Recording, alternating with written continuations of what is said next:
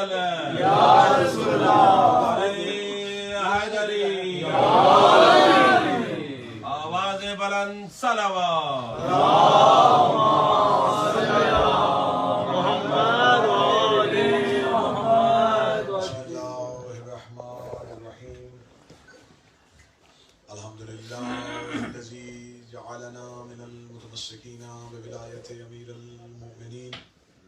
اللهم إياك نعبد وإياك نستعين الصلاة والسلام بتحية والإكرام على أشرف الأنبياء والمرسلين وأولاده الطيبين الطاهرين المعصومين ثم الصلاة والسلام على الصديقة المباركة الرازية المرزية خادمة غير المعلمة أم الكتاب أم القرآن أم الأنوار أم الأعمى أم المعصومين أم العلوم أم الهدى أم الحسن أم الحسين أم الحسين سبحان الله السيدة فاطمة الزهراء اللهم صل على محمد وآل محمد ولعن الله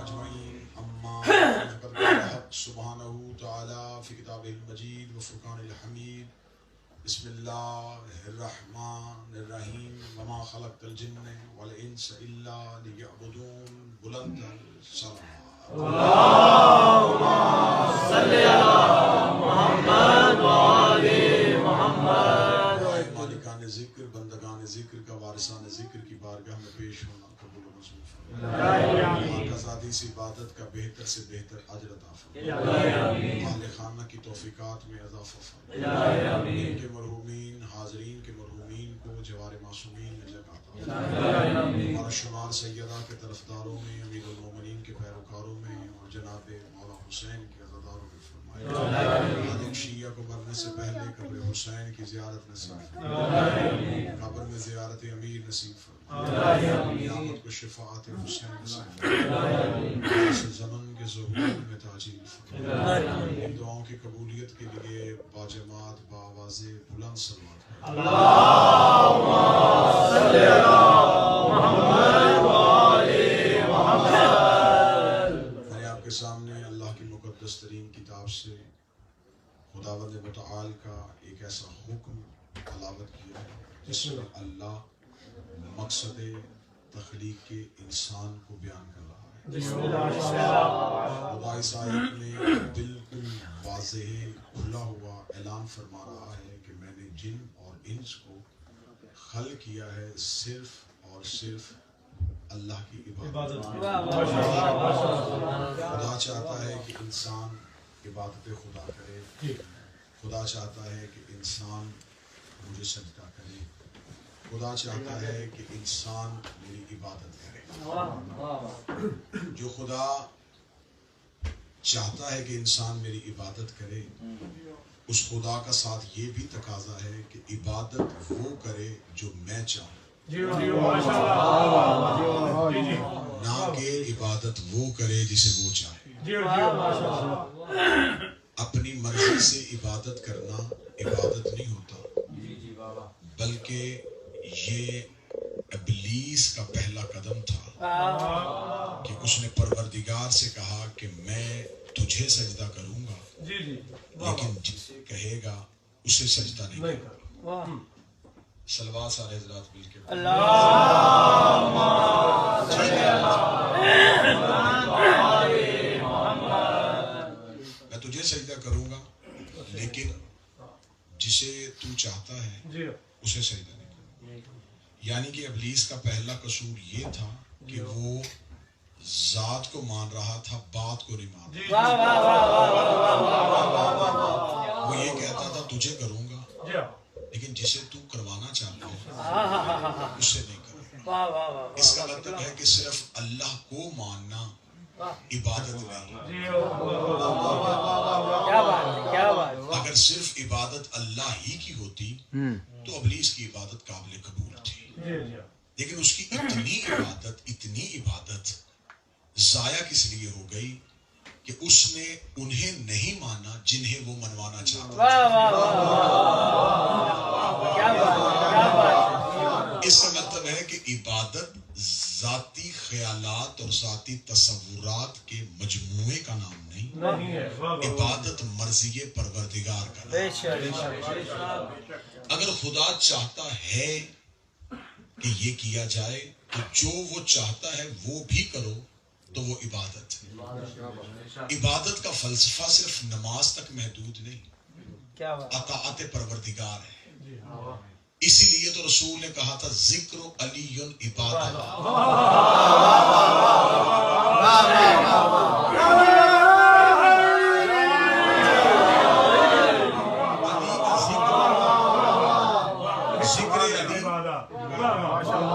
علی کا ذکر ثواب نہیں،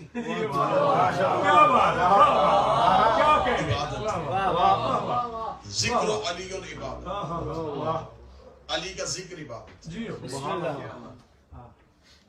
اور رسول کو خبر تھی کہ میں نے کہا علی کا ذکر عبادت ہے۔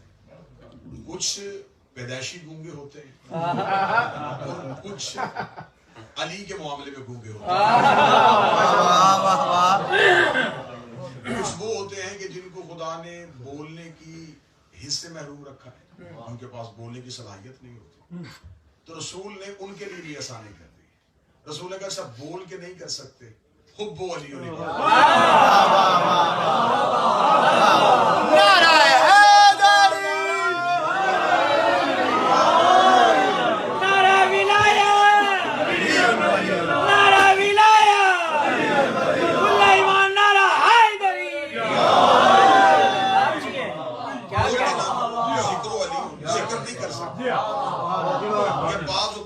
ایسی جگہ پہ ہوتے ہو جہاں ذکر نہیں کر سکتے، رسول نے کہا آسانی کر دیتا، علی کی محبت بھی بات۔ رسول نے کہا کچھ لوگ ایسے ہوں گے جو محبت کا دعویٰ کریں گے دل سے نہیں کریں گے، زبان سے علی کے فضائل ہی پڑھیں گے۔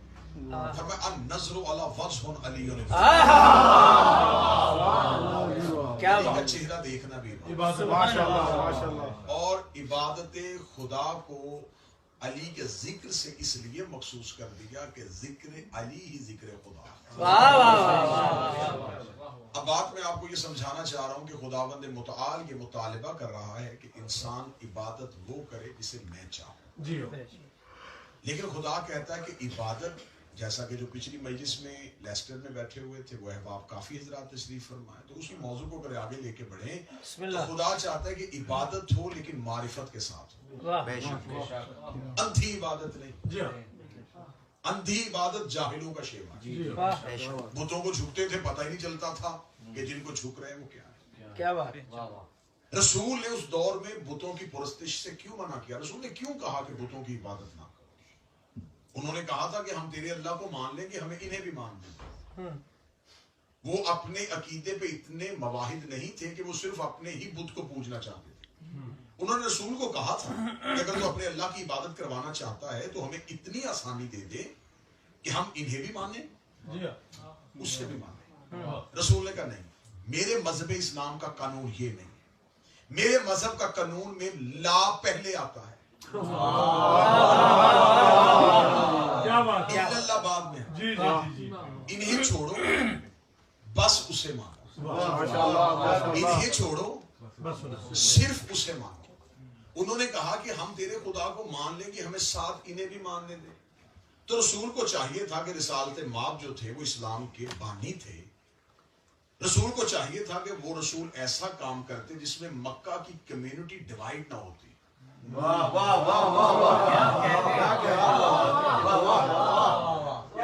میرا خیال ہے کہ آج کے مولوی سے زیادہ اتحاد بین المسلمین رسول کو سمجھ میں تھا۔ وہ رحمت للعالمین تھے، وہ چاہتے تو وہ کہتے تھے دیکھیں مکے کا ماحول اچھا ہونا چاہیے، ہمارے باپ دادا بھی یہاں رہتے رہے ہیں، لڑائی جھگڑا بھی ہونا چاہیے، بھی مانو کیا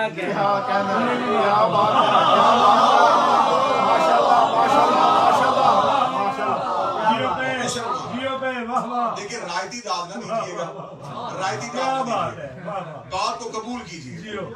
رسول نے بالکل یہ نہیں کہا کہ انہیں بھی مان لو، فقط رسول نے کہا انہیں چھوڑو۔ انہوں نے ایک مجبوری بتائی تھی، وہ مجبوری کیا تھی میں مجبوری آپ کو بتا دیتا ہوں۔ انہوں نے کہا ہمیں پتا ہے تیرا خدا سچا ہے، ان کو چھوڑ اس لیے نہیں سکتے ہمارے باپ دادا ہی نے مانتے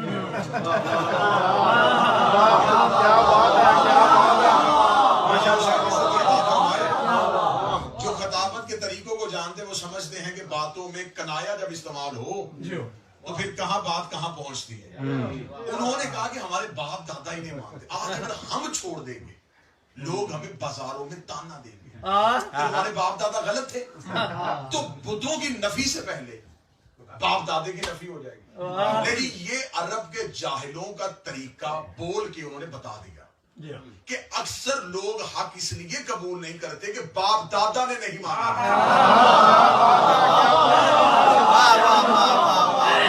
اکثر لوگ مذہب سے زیادہ باپ دادے کی عزت کی وجہ سے کیا کہنے لوگ ہمیں کیا کہیں گے کہ تمہارا باپ غلط تھا, لوگ ہمیں کیا کہیں گے تمہارے دادا کو نہیں پتا تھا. تو میرا خیال ہے کہ میں نے کچھ نہ کہہ کے کچھ کہہ دیا ہے. باپ دادا کو انہوں نے کہا ہم اپنے باپ دادا کا مذہب کیسے چھوڑیں, ہم تو نہیں چھوڑیں گے. ہم اللہ تیرے کو دیکھ تو ہمیں منوانا چاہتا ہے تو منوا لے. رسالت امام نے کہا لا پہلے کو. انہوں نے کہا دیکھ پتھر کا بت ہے, مورتی ہے نا پتھر کی, اس پتھر کی مورتی سے تیرے اللہ کو خوف کیا ہے؟ خطرہ اس چیز سے ہوتا ہے جو مقابلے پہ آ کے کھڑی ہو. تو یہ تو پتھر کے بت ہے نا, تیرا اللہ اتنی طاقت رکھتا ہے تو اسے ان چھوٹی چھوٹی مورتیوں سے ڈر کیا ہے؟ فرما میرے اللہ کو ڈر نہیں ہے, لیکن اصل میں ان بتوں سے جھگڑا نہیں. اگر تم نے ویسے گھروں میں پتھر کی مورتیاں رکھنی ہے رکھو, اعتراض پتھر کی مورتی رکھنے پہ نہیں. اعتراض اس بات پہ ہے انہیں وہ نہ کہو جو یہ ہے نہیں.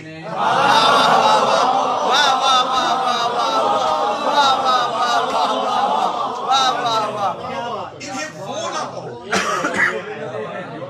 جو یہ ہے نہیں. ویسے کہہ دو پتھر ہے. رسول نے پتھر سے منع نہیں کیا. رسول پتھروں سے منع کرتے تو ہماری انگلیوں میں پتھر نہ ہوتا. دیکھیں اسے تو ہم چومتے بھی ہیں. رسالت میں آپ نے کہا کہ پتھر ہاتھ میں ہو, فیروزہ ہاتھ میں ہو, اللہ کی بارگاہ میں دعا کرو قبول ہو جائے گی. عقیق یمنی کے بارے میں معصوم کا فرمان ہے کہ عقیق یمنی جو ہے جب ہمارا مردہ مرتا ہے تو ہم اس کو کفن میں رکھنے سے پہلے اس کے ہونٹوں پہ عقیق رکھتے. یہ ہمارا روایتی طریقہ نہیں, آئمہ کا حکم ہے. تو جب پوچھو کہ عقیق یمنی ہی کیوں رکھا جاتا ہے, وہ کہتے ہیں پتھروں میں سے یہ واحد پتھر تھا جس نے سب سے پہلے ولایت علی کی گواہی دی. لہٰذا یہ سب کو پتا ہے کہ قبر میں وہی پتھر کام آئے گا.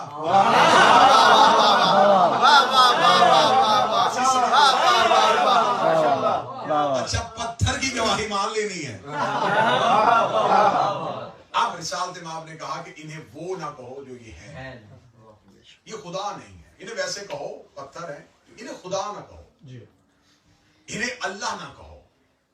انہوں نے کہا ہم اسے اللہ نہ کہو. رسول نے کہا میں اگلی دلیل دے دیتا ہوں. دیکھو تم انہیں بلاتے ہو, یہ میں قرآن پڑھ رہا ہوں, آیتوں کا ترجمہ پڑھ. تم انہیں بلاؤ یہ آ نہیں سکتے. تم انہیں مشکل میں پکارو یہ مدد نہیں کرتے. تم اٹھاتے ہو تو یہ اٹھتے ہیں, تم بٹھاتے ہو تو یہ بیٹھتے ہیں. جو تمہارے بلانے پہ آئے نا وہ خدا نہیں ہوتے. خدا وہ ہوتا ہے جو بلانے پہ مدد کر دے. کیا بہترین کلیہ دے دیا آپ نے یا رسول اللہ. آپ یہ بھی کہہ سکتے تھے کہ دیکھو یہ تم سے عبادت کرواتے ہیں لیکن تمہیں رزق نہیں دے سکتے, تمہیں سانس نہیں دے سکتے. رسول نے بہت بہتر لفظ کہا, تم بلاؤ تو آتے نہیں. جو تمہارے بلانے پہ نہ آئیں وہ جھوٹے ہو سکتے ہیں, اور جو مصطفیٰ کے بلانے پہ نہ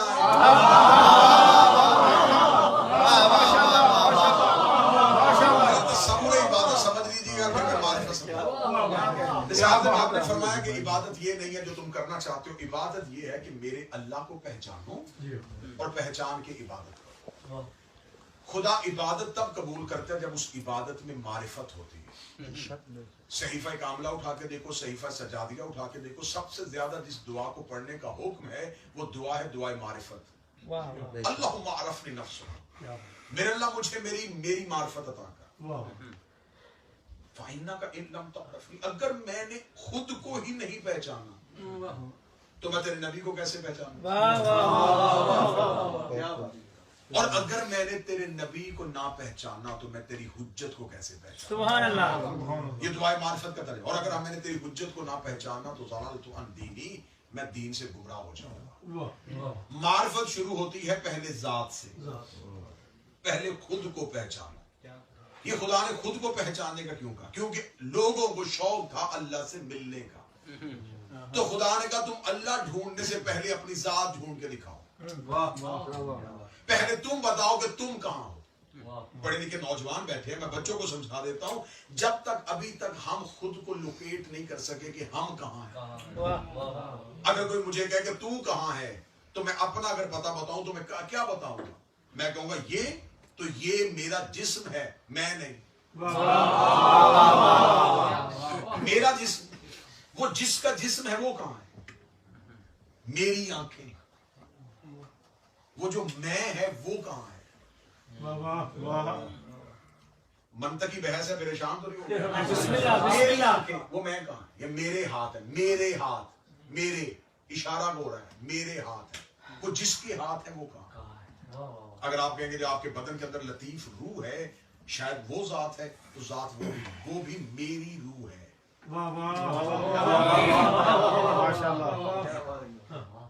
مولا فرماتے ہیں کہ خدا نے انسان کو اس کی ذات میں گم کر دیا ہے، اور گم کر کے بتایا ہے کہ جب تم خود میں اپنا آپ نہیں ڈھونڈ سکتے تو تم پروردگار کو ڈھونڈنے کی کوشش نہ کرنا. اب خدا کو پہچاننا ہے تو پہچاننا کس کی وجہ سے؟ ان کی معرفت کی وجہ سے. ٹھیک ہو گیا جی؟ اب بات آگے چلتی ہے. جو مومن ہوں انہیں مومنین کہتے ہیں، جو ایمان لے آئے وہ مومنین، جنہوں نے نماز پڑھی، تقوی اختیار کیا وہ متقین، جو صالح تھے وہ صالحین. خدا نے مومنین کی نشانیاں بتائی ہیں، منافقین کی قرآن میں نشانیاں بتائیں، صالحین کی بتائیں، راکعین کی بتائیں، ساجدین کی بتائیں. اس کا مطلب ہے کہ خدا نے عارفین کی نشانیاں بھی بتائی ہوں گی کہ جو معرفت رکھتے ہیں ان کی نشانی کیا ہے. تو قرآن سے پوچھتے ہیں کہ عارف کون ہوتا ہے. تمہید میری مکمل ہو گئی، اب میں نتیجے کی طرف بڑھنے لگا. اب قرآن سے پوچھے کہ معرفت جسے ہوتی ہے وہ عارف کون ہوتا ہے. اب خدا قرآن میں سورہ مائدہ میں کہہ رہا ہے بسم اللہ الرحمن الرحیم وَإِذَا سَمِعُوا مَا أُنزِلَ إِلَى الرَّسُولِ تَرَىٰ أَعْيُنَهُمْ تَفِيضُ مِنَ الدَّمْعِ. خدا کہتا ہے عارف کی نشانی یہ ہے کہ جب یہ وہ سنتے ہیں، میں عارف کی نشانی پڑھنے لگا، جو ہم نے رسول پر نازل کیا.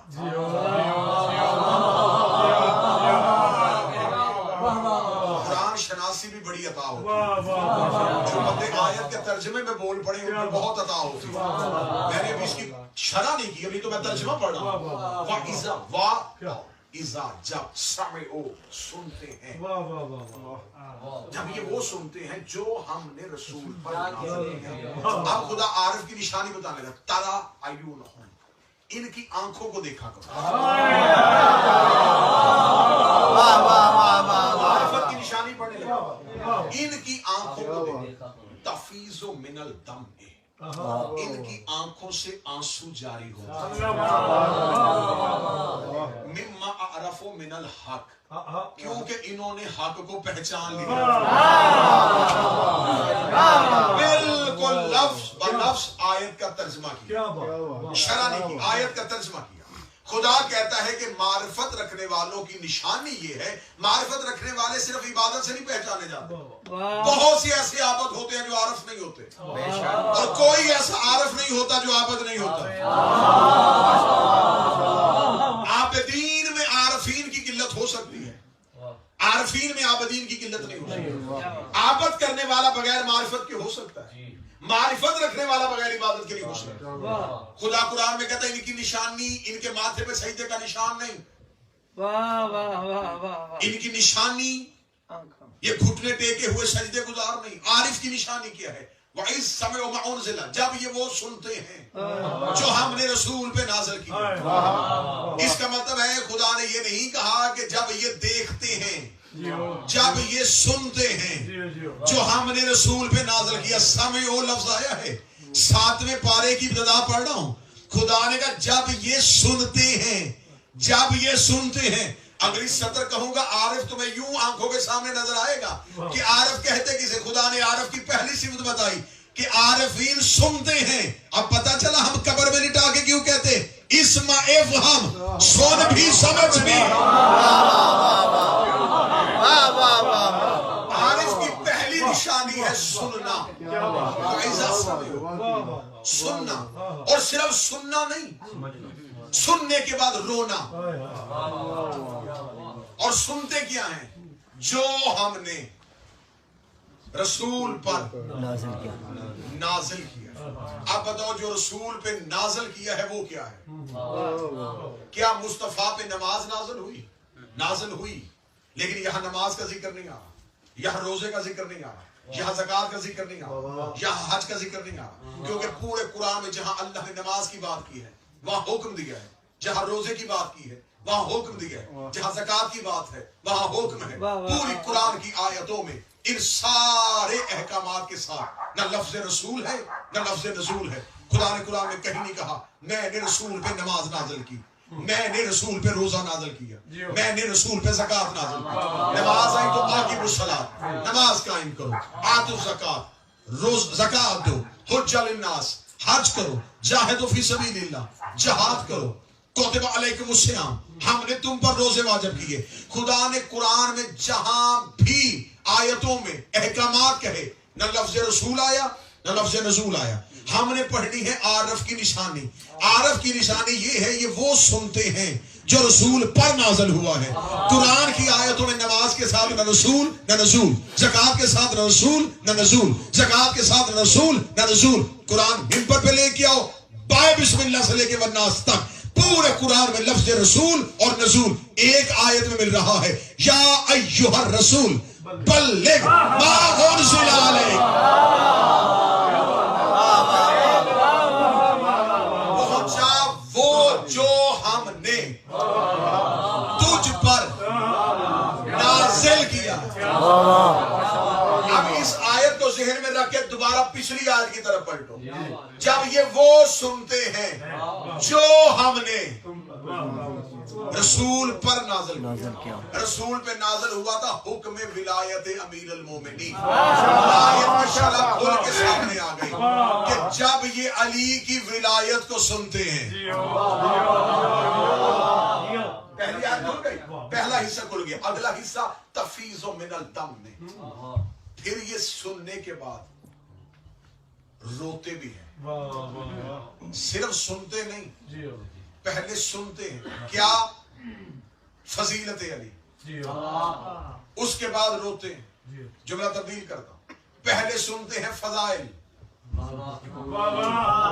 پھر سنتے ہیں مصائب. ابھی سمجھ نہیں آئی جملہ پھر پڑھتا. پہلے غدیر سنتے ہیں, پھر کربلا سنتے ہیں.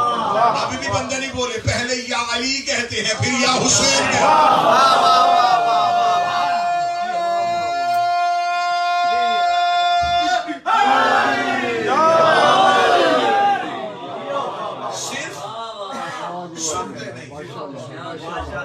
یہ سننے کے بعد روتے بھی. رونا عارف کی نشانی ہے. خدا نے قرآن میں کہا تفیض من الدم میں صرف آنسوؤں کے ساتھ نہیں روتے, اتنا گریا کرتے ہیں ایسے لگتا ہے کہ جیسے آنسوؤں کا سمندر جاری ہو. رونا عارف کی نشانی ہے. رونا معرفت کی علامت ہے. لیکن صرف رونا نہیں, سن کے رونا. اگر خدا صرف رونا کہتا تو بہت سے لوگ اس رونے میں کئی رونے والوں کو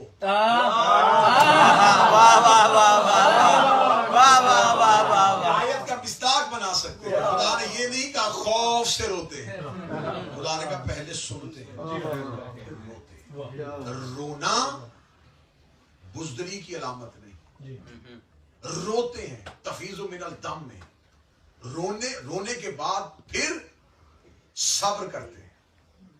صرف رونا ہی نہیں, صبر بھی کرنا. کیونکہ شدت گریہ اگر صبر سکھائے تو سمجھو عارف کی علامت ہے. رونے کے بعد شکوہ آئے, رونے کے بعد شکوہ علامت عارف نہیں، رونے کے بعد شکر علامت عارف ہے۔ اگلی سطر میں بڑی خاموشی سے کہنے لگا ہوں اور دھیمے لہجے میں اونچی بات کرنے لگا ہوں۔ خدا کہتا ہے رونے کے بعد شکر کرنا یہ عارف کی علامت ہے، رونے کے بعد شکوہ کرنا یہ ظالم کی علامت ہے۔ ہم حسین کو روتے ہیں، جس کربلا کو روتے ہیں اسی کربلا کی خاک میں شکر کا سجدہ کرتے ہیں۔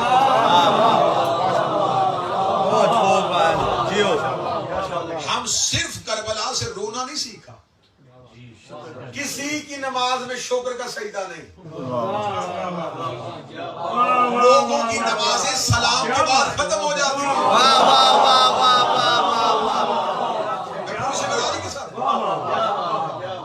عابدین کی نمازیں، عابدین کی نمازیں سلام کے بعد ختم، عارفین کی سلام پہ ختم نہیں ہوتی، شکر کے سجدے پہ ختم۔ اور جس نے ہمیں رلایا تھا ہم نے اسی خاک پہ شکر کا سجدہ کر کے بتایا کہ حسین نے ہمیں صرف رونا نہیں سکھایا، حسین نے ہمیں سجدہ بھی سکھایا۔ رونا ہے عزادار کی علامت، سجدہ ہے عبادت گزار کی علامت۔ جو عزادار بھی ہو عبادت گزار بھی ہو وہ عارف ہوتا ہے۔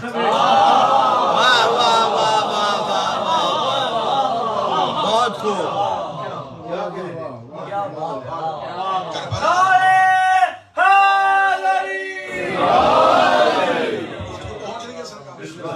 بڑی روحانیت والے ماحول میں بڑی عرفانیت والی مجلس پڑھ رہے ہیں۔ اگر آپ نے صرف کربلا سے رونا سیکھا تو پھر اس کا مطلب عارف نہیں۔ اگر اس رونے نے آپ کو شکر بھی سکھایا تو پھر آپ عارف ہیں۔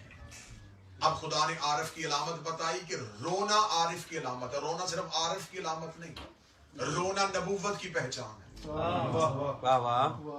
میں واضح کر دیتا ہوں، اللہ نے آدم کو علم دیا، نوح کو فہم دیا، ابراہیم کو خلت دی، موسیٰ کو ہیبت دی، عیسیٰ کو زہد دیا، یوسف کو حسن دیا، سبحان اللہ، ایوب کو صبر دیا، یعقوب کو گریہ دیا۔ اللہ نے جہاں نبیوں کی صفتیں لکھی ہیں تو یعقوب نبی کی صفت نشانی نہیں، صفت نبی ہے گریہ۔ گریہ شیعت کی پہچان نہیں، نبوت کی پہچان۔ آپ کو آگے بڑھاتے ہیں۔ یعقوب نبی روتے تھے، کس کو روتے تھے؟ ہاں ٹھیک ہے، یوسف۔ یوسف کون تھے؟ بیٹے تھے۔ یعقوب تھے نبی، نبی اپنے بیٹے کو روتے تھے۔ بیٹا بھی عام بیٹا نہیں، بیٹا بھی نبی، نبی نبی کو روتے تھے۔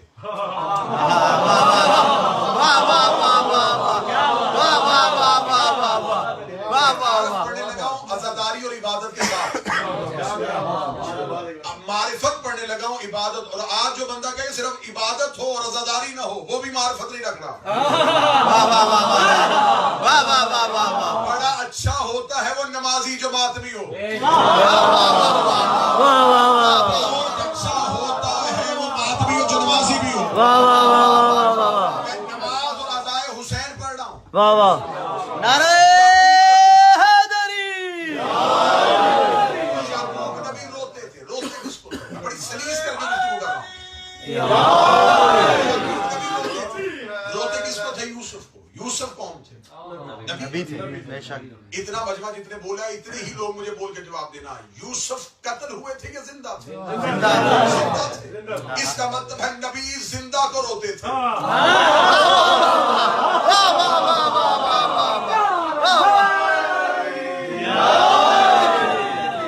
قرآن میں معاذ اللہ مذمت نہیں کی، تعریف کر دی، اور صرف تعریف ہی نہیں کی، رونا یعقوب کی صفت بتا دی۔ میرے مالک صفت کیوں بنا دی؟ یہ تو زندہ کو رو رہے ہیں۔ یوسف زندہ تھے اور نبی رو رہا تھا، یعقوب نبی ہو کے زندہ کو رو رہا تھا۔ آج ہمیں بندے کہتے ہیں کہ حسین زندہ ہے، زندہ کو رونا نہیں چاہیے۔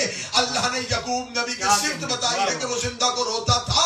اگر مولوی میں جرت ہے تو قیامت والے دن یعقوب کا ہاتھ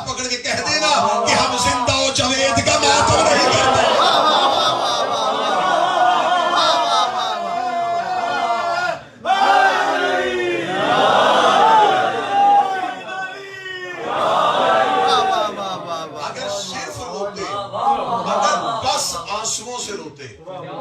آج بھی لوگ اسے عزاداری کی پہچان نہ مانتے. مگر دیکھیں جی ہم بھی تو کبھی حسین میں آنسو بہا لیتے ہیں. ہم کبھی بھی اپنے بدن کو زخمی تو نہیں کرتے. جسم اللہ کی امانت ہے, امانت میں خیانت نہیں کرنی چاہیے. یعقوب صرف رویا نہیں, آنکھوں کی بینائی دے دی. واہ واہ واہ واہ واہ. قرآن پڑھنا, حضرت یعقوب نے آنکھوں کی بینائی دی ہے. اے اللہ کا نبی یہ کیا کر رہے ہیں؟ جسم اللہ کی امانت ہے. واہ واہ واہ واہ. اور یہ آنکھ امتی کی آنکھ نہیں, نبی کی آنکھ, بے شک نبی کی آنکھ ہے. اور نبی کا ہر عضو اللہ کا کام کرتا ہے. اس آنکھ سے آپ نے اللہ کے کئی کام کرنے تھے, وہ آپ نے رو رو کے یوسف کو دے دی. اس کا مطلب ہے وہ رونا بھی اللہ کا کام تھا. واہ واہ واہ, بے شک بے شک. واہ واہ واہ واہ واہ.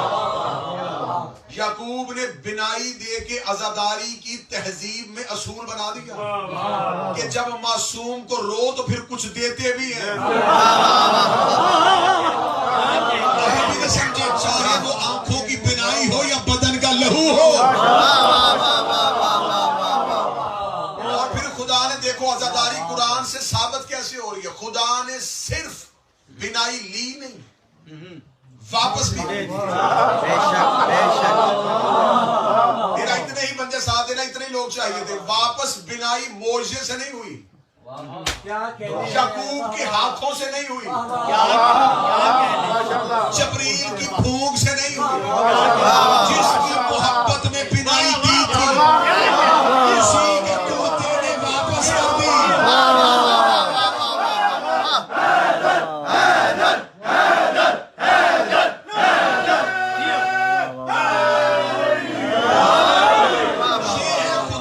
واہ واہ واہ واہ. پیارے عشق بتایا. واہ واہ واہ. عاشق عشق میں سودا کرتا ہے تو جو دیتا ہے پھر وہ واپس مل بھی جاتا ہے. دیتا بھی جسے ہے لیتا بھی اس سے ہے. اب ہم پہ اعتراض نہ کرنا کہ 10 محرم کو ماتمی ماتم کر کے ہاسپٹل میں جا کے زخم ٹھیک کیوں نہیں کرواتے. ہم حسین کے بدن کا لہو دیتے ہیں, حسین ہی بدن کو شفا دے دیتا.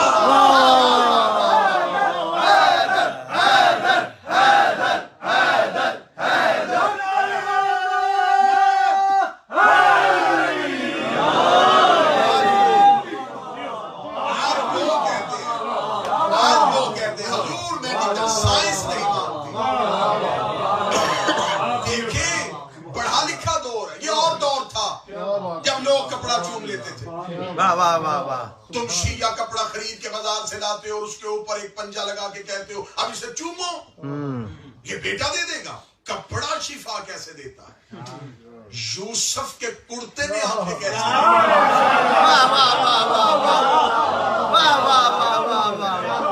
اگر یوسف کا کرتا نبی کو شفا دے سکتا ہے. صدر کا قتل ہوا, پہلی صدر ہے جو قتل ہوئی ہے. امتی کو شفا نہیں ملی, نبی کو کرتے سے. یوسف کے پیرہن میں یوسف کی خوشبو تھی. اب پتا چلا کہ ہم عباس کا علم آنکھوں کو کیوں لگا.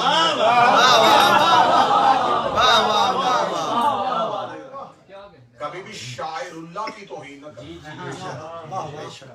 کبھی بھی اپنے تکبر میں آ کے عباس کا علم ہو یا قاسم کی مہندی ہو, حسین کا ذوالجناح ہو یا علی اصغر کا گہوارہ ہو, تکبر علم میں آ کے شاعر اللہ کی توہین نہ کرنا. یعقوب کی آنکھیں یوسف کے کرتے سے تھی. کیا بات ہے. شفا دے دی, بینائی دی تھی, تہذیب اعضاء سکھا. خدا معرفت کی پہچان بتا.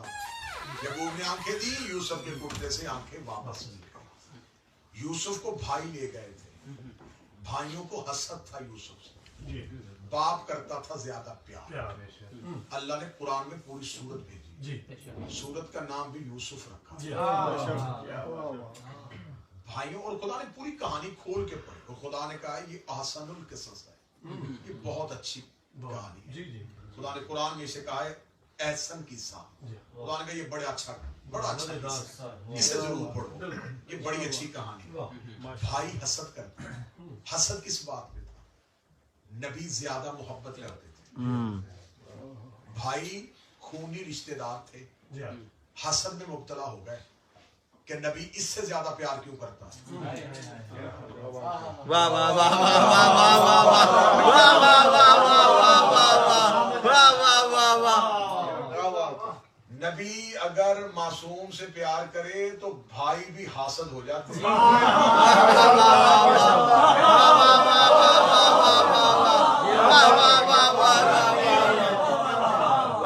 कुरान में यूसुफ के भाइयों की तारीफ नहीं की गई, मुज़म्मत की, और भरपूर अंदाज में। मेरे मालिक हमें क्या पड़ी है यूसुफ के भाइयों से?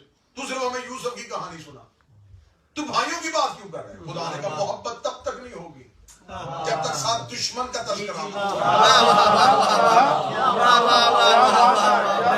आप पे एतराज ना करो, हमें तबर्रा करना अल्लाह ने सिखाया है।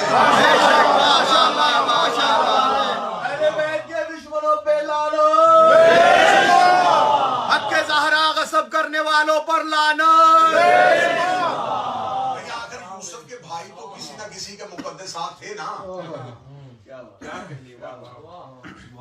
मक्का में जो बुत थे वो भी किसी ना किसी के मुकद्दसात थे।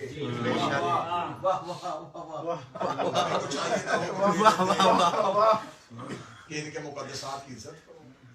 खुदा कुरान में कह देता कि यूसुफ के भाई जो हैं भाई हैं, भाई थे, नबी के भाई थे, अल्लाह ने मजम्मत कर दी। दीन में रिश्तेदारी अहम नहीं होती। सगे भाई थे, कुरान ने मजम्मत कर दी, सगे भाई हैं, मजम्मत है इनकी। इन्होंने यूसुफ से वफा नहीं की, हसद की बुनियाद पे। अच्छा ये भी पता था कि हम नबी बन भी नहीं सकते। वो नबी के मुकाबले में, यूसुफ के मुकाबले में नबी नहीं बनना चाहते थे। उन्हें पता था कि हमें ये अहलियत ही नहीं है कि हम नबी बने, नबी तो अल्लाह ने बनाना है। लेकिन उन्हें फिर भी यूसुफ वारे में नहीं था। उन्होंने यूसुफ को लिया और कुएं में घर आके यूसुफ के कुर्ते पे एक नकली खून लगा के बाप को कहा कि यूसुफ को भेड़िया खा गया। यही कहा। याकूब नबी थे, इल्म नबूवत में पता था कि भेड़िए ने नहीं कहा, लेकिन याकूब ने ये नहीं कहा कि मैं नबी हूं, मैं नबी होके कह रहा हूं कि भेड़िए ने नहीं कहा। याकूब ने कहा चलो उसी सहरा में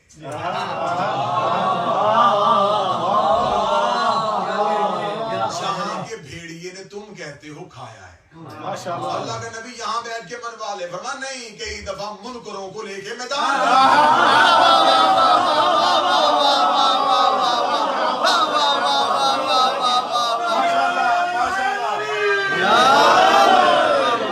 दलील से नहीं मानेंगे, ये दलील से नहीं मानेंगे, इन्हें सबूत देना पड़ेगा। आओ सबूत के लिए लेके चलेगा। कुरान कहता है सहरा में जाके याकूब ने आवाज दी, भेड़ियों मैं अल्लाह का नबी तुम्हें बुला। पूरी गुफ्तगू मेरा ख्याल है 30-35 मिनट तो हो गए और मैंने इशारे और किनाए में की है। अभी बेहतरीन किनाया इस्तेमाल करने लगा और किनाया समझने वाली आपसे बेहतर कौम अल्लाह ने पैदा ही नहीं की। बदन से सुन सुन के मेरी कौम के ज़हन इतने तेज हो चुके हैं कि ये मिंबर का किनाया बड़ा अच्छा सुनेगा।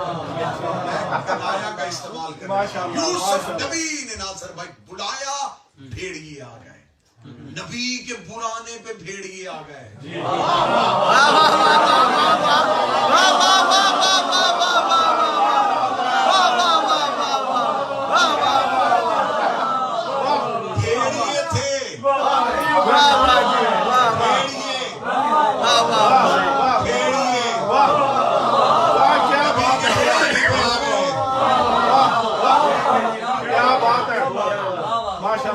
एक भी ऐसा नहीं जिसने इनकार किया। بلایا بس اتنی بات ہوتی ہے سمجھنے کی بات بلایا اور نبی نے آ کے پوچھا جملے سنتے جا قرآن کا یعقوب نبی نے کہا کہ میں نے سنا ہے اگر نبی کہہ دیتا نا کہ کیا تم نے تو علم نبوت میں نقص آ جاتا کہ یہ کیسا نبی ہے جس کو یہی نہیں پتا اور وہ گواہی جانوروں سے لے رہا ہے نبوت میں نقص آ جاتا نبی نے یہ نہیں کہا کہ کیا تم نے نبی نے کہا میں نے سنا ہے تم نے میرے بیٹے یوسف کو کھایا بھیڑیوں پہ تہمت تھی تہمت تھی نا الزام تھا جو کام انہوں نے کیا ہی نہیں نبی نے تہمت نہیں لگائی نبی نے کہا میں نے سنا تم نے کہا بھیڑیے تھے انسان کے دشمن تھے بھیڑیوں کو اللہ نے قوت زبان دی کہ وہ ان میں بولنے کی صلاحیت آ گئی وہ بولتے ہی انہوں نے یہ نہیں کہا کہ تیرے پاس کیا گواہ ہے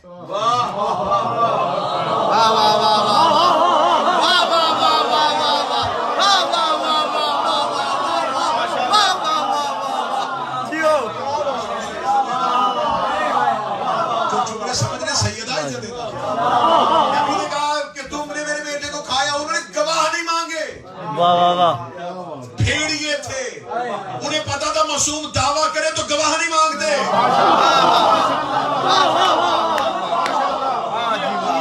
گواہ نہیں مانگتے انہوں نے پھر اگلا جملہ جو کہا وہ جملہ بڑا کمال بھیڑیے دیکھ کے کہتے اے اللہ کا نبی ہم درندوں پر نبیوں اور ان کی اولادوں کا گوشت اور خون اللہ نے حرام کیا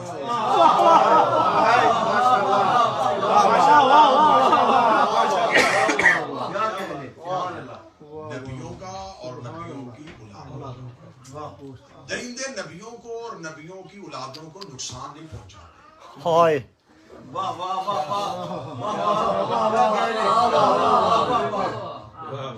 اور نبی کا جانشین بھی اسے ہی ہونا چاہیے جسے کوئی درندہ نقصان نہ پہنچائے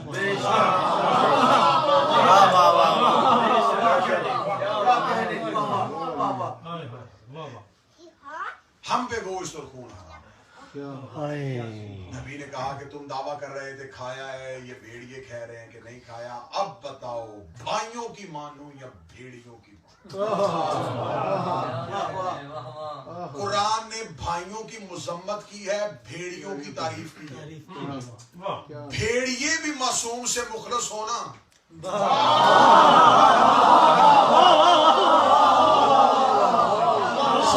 جملہ سمجھے گا ابھی جملہ آپ کے باب شعور کے باہر رکا ہوا ہے بھیڑیے بھی معصوم کو پہچان لیں تو ان کی عزت بھائیوں سے زیادہ ہو جاتی ہے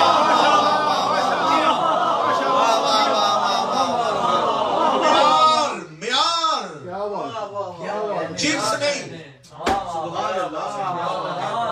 معیار جنس نہیں معیار معرفت بھائیوں کو معرفت نہیں تھی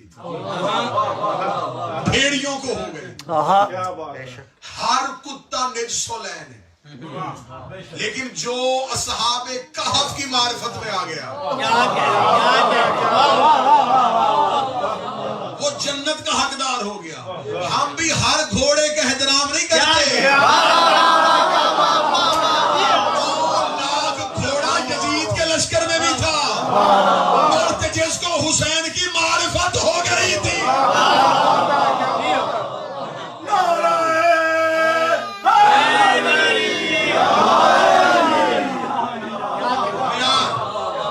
معیار نہ عبادت نہ قرب نہ رشتہ داری معیار معرفت جس نے حجت کو جہاں پہچان وہ وہی قابل احترام حور کو بھی معرفت ہو گئی حور بھی قابل احترام معرفت ماننے کو نہیں کہتے پہچاننے کو کہتے مانتے تو دشمن بھی ہیں. عرب کے لوگ رسول کو صادق مانتے تھے, امین مانتے تھے. معرفت کی کمی کی وجہ سے محمد رسول اللہ نہیں مانتے تھے. مدینے کے منافق علی کو فاتح خیبر مانتے, سورج پلٹانے والا علی کو مانتے تھے. ولایت علی کی معرفت نہیں رکھتے تھے. 9 لاکھ حسین کو نبی کا بیٹا مانتے تھے, رسول کا فرزند مانتے تھے. صرف اور صرف کمی کس چیز کی تھی؟ معرفت کی. اس لیے تو خدا نے کہا ہے کہ معرفت کا حکم ہے کہ انہیں صرف پہچانو, صرف ماننا نہیں ہے. آج کوئی بندہ کہ میں آل محمد کو مانتا ہوں تو صرف ماننے کا فائدہ نہیں ہے, ان کی معرفت کا فائدہ. کیا کہنا, پہچان کیسے ہوتی ہے؟ پہچان یہ ہوتی ہے کہ جب آپ کسی کو رشتہ دار کو اس کی پہچان رکھتے ہو تو اس کی پہچان یہ ہے کہ اس کے دوست کو دوست سمجھو, اس کے دشمن کو دشمن سمجھو, اس کی صلاحیتوں کا اعتراف کرو. یہ ہے اسے پہچان. اگر کہیں صاحب صرف ہمارا رشتہ دار ہے تو یہ جاننا ہے. اس کے دوست کو دوست, دشمن کو دشمن, اس کی صلاحیتوں کو ماننا یہ پہچان. آل محمد کو صرف معجزات کی حد تک نہ مانو, ان کے دوست کو دوست سمجھو, ان کے دشمن کو دشمن سمجھو, ان کی ہر فضیلت کو مانو. یہ معرفت. اس لیے تو کہتے ہیں کہ اپنے وقت کے امام کی معرفت حاصل کرو. معصوم فرماتے جو بغیر معرفت امام کے مر گیا جہلیت کی موت.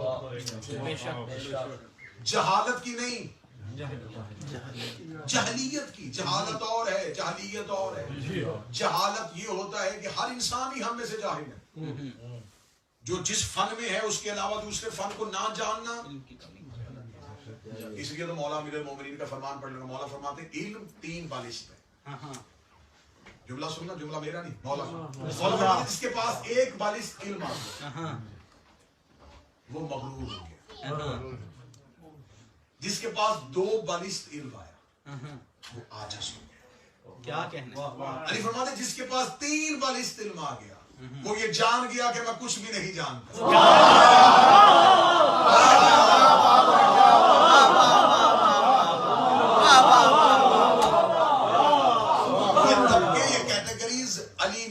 جن کے پاس 1 بالشت ہوتا ہے وہ مغرور ہوتے ہیں. گردن تنی ہوئی ہو, گردن تنی ہوئی دیکھو, آنکھوں میں غرور دیکھو, سمجھ لینا 1 بالشت. جھکا ہوا دیکھو, 2 بار گرا ہوا دیکھو, کیا کہنا. سمجھو دور ہے. اور جو تمہیں دور سے پیچھے کر دے مجھے کیا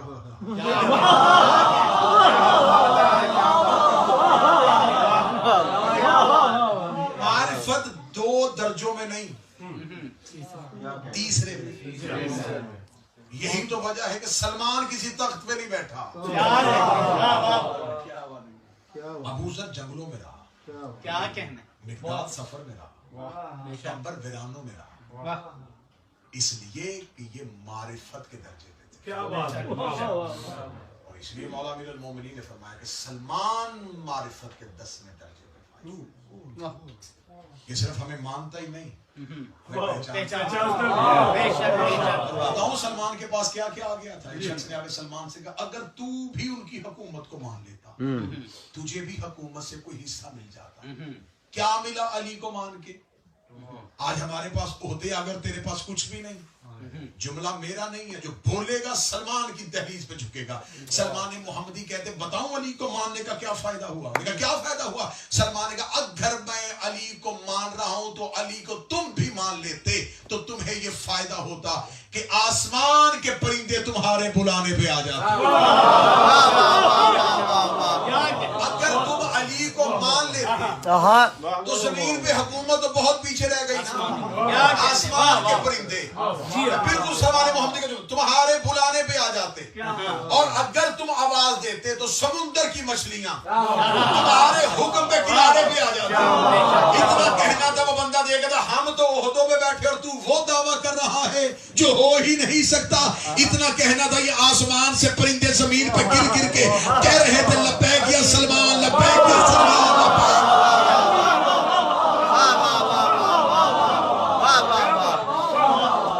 سلمان محمدی نے کہا میں نے تمہیں آواز نہیں دی تھی, تم آئے کیوں؟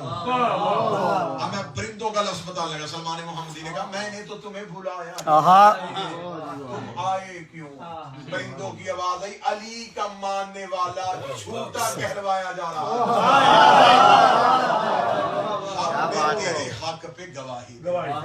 نعرہ حیدری.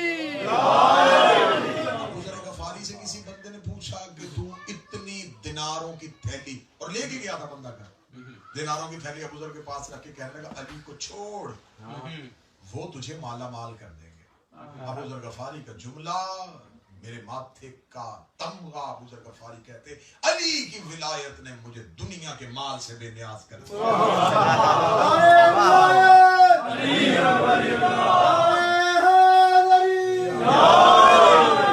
اگر معرفت ہو انسان پانی پہ چلنا شروع کر,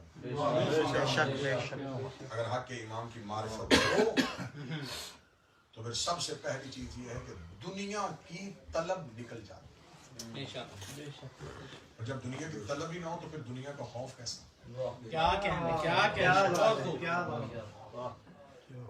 جب خوف نہ ہو تو پھر دنیا کے سامنے جھکنا کیسا؟ اس دنیا کو 3 بار علی نے طلاق دیا. یہی دنیا ساری دھج کے مولا حسن کے سامنے آئی تھی, اور مولا حسن نے دیکھے کہا تو میرے سامنے آ گئی, تجھے نہیں پتا جسے باپ طلاق دے وہ بیٹوں پہ حرام ہو جائے.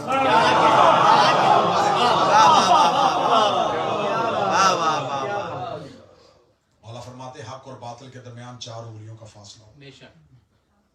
جن احباب کو کوئی بھی کسی قسم کا کوئی سوال ہو, یا کوئی صاحب آپ کو کوئی سوال میرے حوالے سے پوچھنا چاہے, انہیں بہت محبت سے کہا کیجئے کہ آپ جب بھی ملنا چاہیں آپ ملیں, ملاقات کر کے سوال پوچھیں. کسی دوسرے بندے کو میسج کر کے سوال پوچھنا مردوں کا شیوا نہیں.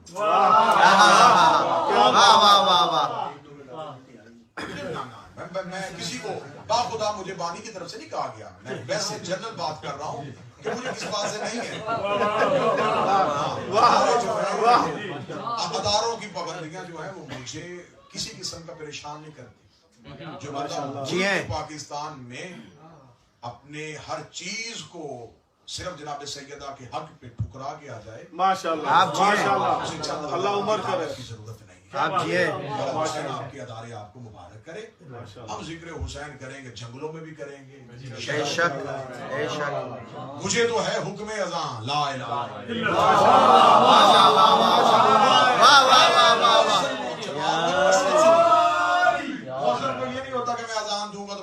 نمازی آ جائیں. ہمیں کثرت کی ضرورت ہی نہیں. اللہ مولا آپ کو آپ کے اداروں کے ساتھ صحت و سلامتی عطا فرمائے.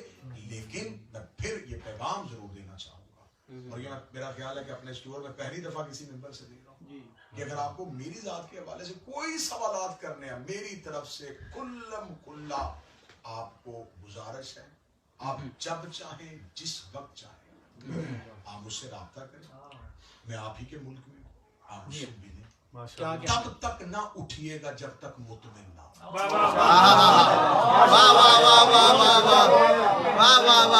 اور اگر آپ مطمئن نہ ہو سکے, دیکھیں میں حرف آخر تو نہیں ہوں نا, انسان ہوں, خطا کا پتلا, انسان سے کوئی غلطی ہو گئی, خطا ہو جاتی ہے, کچھ بھی ہو سکتا ہے.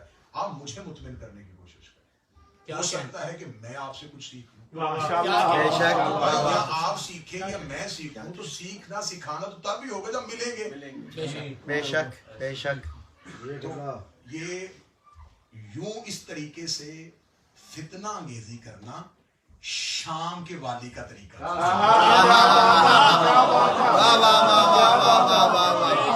بے شمار. میں सोशल मीडिया के मुजाहिदीन से, न फेस बुक के दानिशमंदों से, न ट्विटर के मुहक्किकीन से। वाह वाह वाह वाह। मैं दस्ता गुजारिश करूंगा कि हुजूर आप सामने आया करें, आप अपनी प्रोफाइल मुझे सामने शो करवाएं। क्या बात है। चले ना कि जो बंदा सामने बैठा हुआ है वो सवाल कर रहा है, सलाहियत है उसमें, सवाल करे। क्या कहना, सवाल करना चाहिए। मौला अमीरुल मोमिनीन फरमाते हैं सवाल का गला दबाओगे नस्लें गूंगी हो जाएंगी। बेशक। वाह वाह वाह। सवालात के गले न दबाओ, सवालात होने दो, सवाल करें, आपका हक है, आप इज्जत देते हैं, आप मिंबर पे बिठाते हैं। ये तशक्कुस, ये पहचान इसी कौम की दी हुई है। क्या बात है, क्या तो हम इस कौम की इस तशक्कुस और इस पहचान को हम ये तो नहीं कहना चाहते कि आप हमसे कुछ भी नहीं पूछ सकते, खबरदार जो कहूँ वो मानो। आप पूछ सकते हैं, आप पूछने का हक है, आप इज्जत देते हैं, आप एहतराम करते हैं, आप पूछें, आप सवाल करें, लेकिन फितना अंगेजी नहीं करेंगे, क्या कहना, शर अंगेजी नहीं करेंगे। माशाअल्लाह। आप सामने आए, आप सवाल करें। और इस जगह पे मुझे जो एक हुक्म, यहाँ पे कोई मस्जिद बन रही है, मस्जिद अली के नाम से, अहबाब से गुजारिश है उसके साथ, उसके हवाले से आप जितना भी उस राह में देना चाहें, अच्छी होती है वो मस्जिदें जो अली के नाम पे बने। लेकिन मुझे नहीं पता, मैंने तो उनसे कुछ भी नहीं पूछा, मुझे उन्होंने कहा था कि आप ये ऐलान अपील जरूर कीजिएगा। मैंने जरूर की, लेकिन मैं भी जो मस्जिद की इंतजामिया उनसे ये अपील मैं भी करना जो मस्जिद अली के नाम पे बने ना, फिर वहां पे अली की पाबंदी नहीं होगी।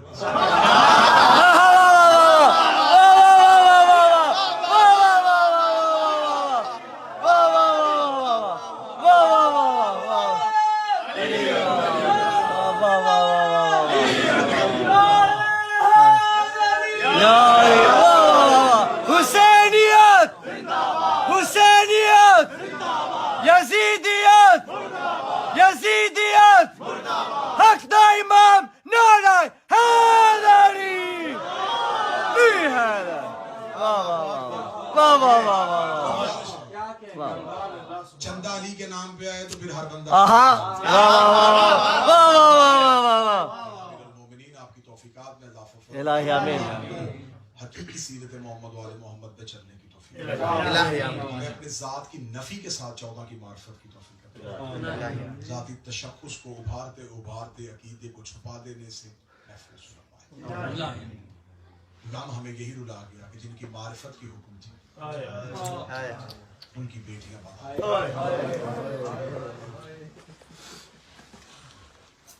मेरा मालिक साहिब खाना की तौफीकात में आज मजलिस खत्म हुई तो मैं बानी मजलिस से गुजारिश करूँगा कि इस बात पे फख्र न कीजिएगा कि आज मेरे घर में इतने मोमिनीन आए, इतने मातमी। सईदा शुक्र इसी बात पे बचा लाइएगा कि आज मेरे घर में रसूल की बेटी आज बिनते पैगंबर वो शहजादी आई हैं, हाय हाय, इसके दरवाजे पे जबरील इजाजत मांग के आता था। सादात और गैर सादात, ये जो मजलिस हुसैन है, इस मजलिस का करवाना ये किसी शिया का तरीका नहीं, इस आजादारी की बुनियाद रखी थी एक बहन ने। मातमी चेहरे बैठे हैं, मातमी जुलूसों में जाते हो तो मातमी जुलूस से पहले ऐलान होता है कि इस इमाम बारगाह से मातमी जुलूस बरामद होगा जो अपने मुकर्ररा रास्तों से होता हुआ वापस इसी इमाम बारगाह में इख्तिताम पसीर होगा। ऐसा ही होता है। शाम गरीबा एक ऐलान हुआ, चले हुए खैमों से आजादारी का जुलूस बरामद होगा जो कूफा और शाम के रास्तों से होता हुआ वापस करबला में इख्तिताम पसीर। आप जुलूस लेके इमाम बारगाह से निकलते हैं तो जवानों के हाथ में अब्बास का अलम। जब ये जुलूस करबला से निकला, अलम तो नहीं थे, केसों पे सर थे। अगला जुमला आपकी हाय के लिए कहने लगा हूं, जहां से आप जुलूस लेके गुजरते हैं पानी की सबीलें, खाने का इंतजाम, जहां से अली की बेटी आलिया जुलूस लेके निकली है पत्थरों की बारिश।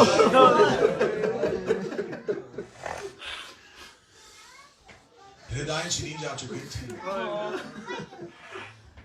اسی عالم میں جلوس آگے بڑھتا گیا، شہروں میں حسین کی عزاداری پھیلتی گئی، جلوس چلتا چلتا اس دربار میں پہنچ گیا جہاں سے حسین کے قتل کا فتویٰ آیا۔ قاتل کے گھر جا کے علی کی بیٹی نے جلوس کو روکا۔ میں بڑے عزت اور بڑے ادب کے ساتھ مصائب پڑھوں گا کیونکہ ایام سید الساجدین گزرے ہیں، انہی ایام میں صرف سید الساجدین کی شہادت نہیں، ایک شہزادی کی شہادت جس کا تعلق حبش سے تھا۔ میں نے کبھی بھی اس بی بی کے ساتھ لفظ کنیز استعمال نہیں کیا کیونکہ جن کی تھی وہ بھی ماں کہتے تھے۔ ہم میں سے کسی کی جرت نہیں ہونی چاہیے کہ ہم جناب فضہ کے ساتھ لفظ کنیز استعمال کریں۔ سیدہ کے بیٹے اماں کہہ کے بلاتے تھے۔ وفا اتنی کی ہے آل محمد کے ساتھ، اتنی وفا کی ہے، اتنی وفا کی ہے کہ پورے بازار کے رستے میں علی کی بیٹی کا پردہ بنی رہی۔ جو شام گئے ہیں میری گواہی دینا، آج بھی قبرستان مسافرہ میں ایک چھوٹا سا کمرہ ہے جس میں کچی قبر ہے جناب فضہ کی۔ کیا شام کی گورنمنٹ نے کوشش نہیں کی کہ بی بی فضہ کا روزہ بنے؟ کیا ایران نے کوشش کی کہ فضہ کا روزہ تعمیر ہو؟ منع ہے فضہ کی۔ فضہ کی ہر مجاور کو آواز آئی ہے کہ جب تک زہرا کی قبر آباد کیونکہ میں ہوں محمد کی بیٹی کی کنیز۔ آنکھیں ساون کے بادل بن جاتی ہیں جب فضہ کی قبر کے باہر بورڈ لکھا ہوا ہے کہ روزہ کنیز فاطمہ کا ہے۔ اس سیدہ کی قبر بھی کچی، اس شہزادی کی قبر بھی کچی۔ بس ایک منظر سنو، اسی پہ آنسو بہا دینا۔ میں نے ابھی پچھلی مجلس میں بھی دربار میں پڑھا حسین کی بیٹی کا مکالمہ۔ اب میں اگلا جملہ وہیں سے شروع کرنے لگا ہوں جو رونے کے لیے آئے۔ اس ملاؤں نے تخت پہ بیٹھ کے کہا ان میں سے زینب کون؟ میرا پڑھنا آسان، تمہارا سننا آسان۔ یہ وہ نام تھا جسے عباس بھی نہیں لیتا تھا۔ جب نام لیا گیا تو دائیں طرف کھڑے ہوئے ملاؤں نے کہا وہ سب سے آخر میں جو سفید سر والی ضعیفہ، اس کی کمر کے پیچھے کھڑی ہے علی کی بیٹی۔ اس نے کہا یہ سفید سر والی ضعیفہ کون ہے؟ سپاہی کی آواز آئی یہ ان کی کنیز ہے۔ اس نے کہا کنیزیں تو پیچھے کھڑی ہوتی ہیں، جی آگے کیوں کھڑی ہے؟ اس نے کہا اس نے پورے بازار میں علی کی بیٹی کا پردہ نہیں چھوڑا۔ یہ دیکھ کے کہنے لگا کیوں نہیں چھوڑا؟ ظلم کرنا تھا۔ انہوں نے کہا ہم نے اس سے بڑا مارا ہے، اس نے پورے بازار میں پردہ نہیں چھوڑا۔ اس نے کہا اتنی وفا کرنے والی کنیز ہے، مجھے ذرا دربار میں اس کی وفا دکھاؤ۔ اب میں کھول کے پڑھوں گا تو میرا بھی تو جگر ہے نا، میں جملہ چھپا کے پڑھنے لگا ہوں۔ ایک ملاؤن ہاتھ میں کوئی لوہے کی چیز لے کے جناب فضہ کے قریب گیا، اس نے فضہ کے سر پہ اجر رسالت رکھا۔ فضہ کے چاندی جیسے بال یقوت کی طرح سرخ ہوئے، ادھر فضہ کے بالوں پہ لہو کی لکیر آئی۔ علی کی بیٹی نے فضہ کی کمر پہ سر مارا۔ بی بی رو کے کہتی اماں پردہ چھوڑ دے۔ فضہ رو کے کہتی یا ماں نہ کہے، یا پردہ چھوڑنے کا نہ کہے۔ مجھے بتا کیا آج تیری ماں فاطمہ ہوتی تو تیرا پردہ چھوڑ دیتی؟ اماں پھر کب تک کھڑی رہے گی؟ کہتی جب تک بدن میں لہو رہے گا میں تیرا پردہ نہیں چھوڑوں گی۔ عالیہ کی آواز آئی پھر تجھ پہ تازیانے مجھ سے بھی برداشت نہیں ہوتے۔ اتنا کہنا تھا جناب فضہ نے دربار میں دیکھا، چہرہ لہو سے بھرا ہوا تھا۔ فضہ دیکھ کہتی اس دربار میں کوئی حبش کا رہنے والا ہے؟ 300 حبشوں نے تلواریں کھینچی، بڑھا حبشی 100 سے زیادہ عمر، کمر جھکی ہوئی، ابرووں کو اٹھا کے شہزادی فضہ کے پاس آیا۔ آگے کہنے لگا قیدن دربار میں یمن کے لوگ بھی تھے، کوفہ کے لوگ بھی تھے، شام کے لوگ بھی تھے، تو نے صرف حبش والوں کو کیوں بلایا؟ فضہ نے کہا پوچھنا چاہتی ہوں تمہارے ملک کا بادشاہ کون ہے؟ کہنے لگا مر گیا۔ فضہ نے کہا اب کون تخت پہ ہے؟ کہنے لگا ایک اس کی بیٹی تھی وہ چلی گئی ہے مدینے، ہم نے اس کا جوتا تخت پہ رکھا ہے. بی بی فضہ نے کہا مجھے بتائے گا کہ اس کا نام کیا تھا. ابھی جملہ پڑھنے لگا جس پہ تم نے رونا ہے. جب کہا نا فضہ نے اس کا نام کیا ہے، بوڑھا حبشی دیکھ رہا قیدن نہ ہوتی میں سردان سے جدا کرتا. تجھے نہیں پتا لوگ شراب پی رہے ہیں، شہزادی کا نام پوچھ رہے. اتنا کہنا تھا فضہ نے سفید بالوں کو ہٹا کے کہتی اگر پہچان سکے تو میں میمونہ ہوں. حبشی سردار نے میمونہ کا نام سنا، چند قدم پیچھے ہٹا، کہنے لگا ہم میں جرت نہیں کہ ہم اپنے بادشاہ کی بیٹی کو دیکھتے. اگر تو نے بتا دیا تو ہی میمونہ ہے، پھر مجھے بتا کیوں چھوڑی سیدوں کی نوکری، شرابی کے دربار میں پردہ کر اکیلی نہیں آئی. علی کی بیٹیاں میرے ساتھ کھڑی ہیں. اب جس نے گھر تک ماتم کرنا ہے، اتنا کہنا تھا. بوڑھے حبشی نے اشارہ کیا، 300 حبشیوں نے یزید کے تخت کو گھیرے میں لیا. آواز اگر اتر ملعون تخت سے نیچے، کیا تو نے ہر کسی کی بیٹی کو علی کی بیٹیوں